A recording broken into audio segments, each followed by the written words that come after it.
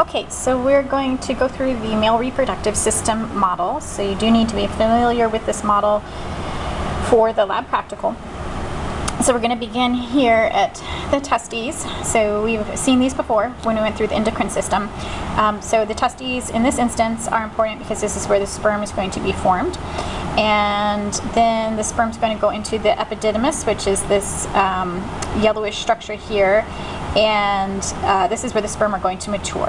And then they'll next pass into the ductus deferens, which kind of loops around and connects here to the epididymis. And the ductus deferens travels up here through this structure. And so it's a pale colored tube inside this structure. Right now what you're seeing are the blood vessels overlying the ductus deferens. And this grouping of structures as a whole we call the spermatochord. So including the blood vessels traveling to and from the testes, includes the ductus deferens, and includes the cremaster muscle, which has been cut away here on the front so you can see the other structures, but you can identify the cremaster muscle from the back here. Pardon my clumsiness, doing this one-handed. So here is the cremaster muscle on the back of the spermatochord. Normally it surrounds it. As I said, it was cut away in this instance so that you could see the other structures of the spermatochord. So we travel up the spermatochord, the sperm are traveling up through the ductus deferens, and here is where we actually pass through the inguinal canal and into the abdomen. And this is where the blood vessels are going to start to leave and travel up on their own, and then you'll see the ductus deferens on its own. And the ductus deferens is going to continue on around, carrying the sperm all the way around here, and it's lying on the surface of the bladder here. Really, it's next to it, but on our model it's on the surface. And it's coming around, and it's going to curve around and eventually come around to meet the urinary tract. But we have to get inside these glands in order to see that, actually inside this guy. So what you have here is the urinary bladder, just to give you some perspective, and this is the prostate gland from the exterior. And this gland you need to know, which is associated with the reproductive tract, and that is the seminal vesicle. And it's going to create some semen and secrete that semen into the ductus deferens to join up with the sperm. So what I need to do now is take this apart so we can see where that ductus deferens is going. So this is the cut surface of the ductus deferens. We've now cut everything in half. The bladder's been cut in half so you can see the interior. The prostate gland has been cut in half, and here the ductus deferens has been cut in half. Its end portion here as it comes up to the prostate gland. When the ductus deferens gets to the prostate gland, this portion right here is the ejaculatory duct.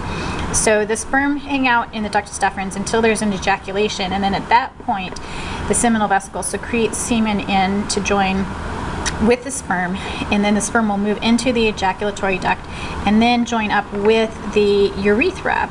So the urethra is coming from the bladder, and this would be the prostatic portion of the urethra. Now we have to take away more structures. Oops, here. Pardon my hand. Oh, really stuck.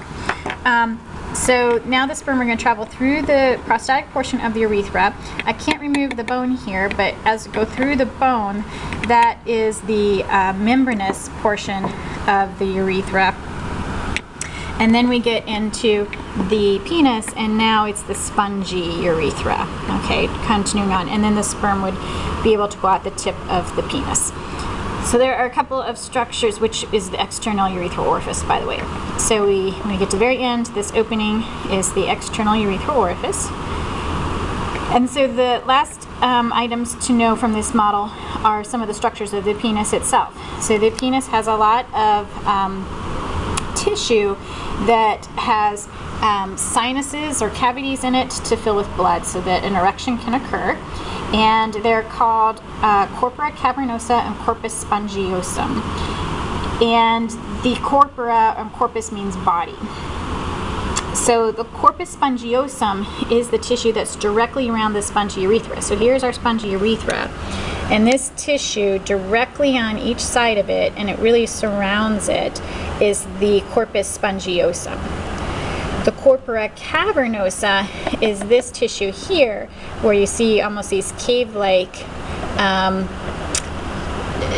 identities, I guess. So this is the corpora cavernosa, and there's two of those. That's why corpora is plural. There's one corpus spongiosum that encircles the urethra, There are two. This is one corpus cavernosa, and this is another one on the opposite side. It would look identical to this. We're just seeing the medial surface of it. So these are the corpora cavernosa. And when we get here to the tip of the penis, now we have the glans penis, right? Okay. And this is from the exterior. This would be the glans penis.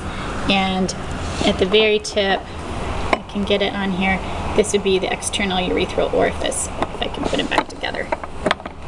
There we go. So this would be our external urethral orifice. Okay?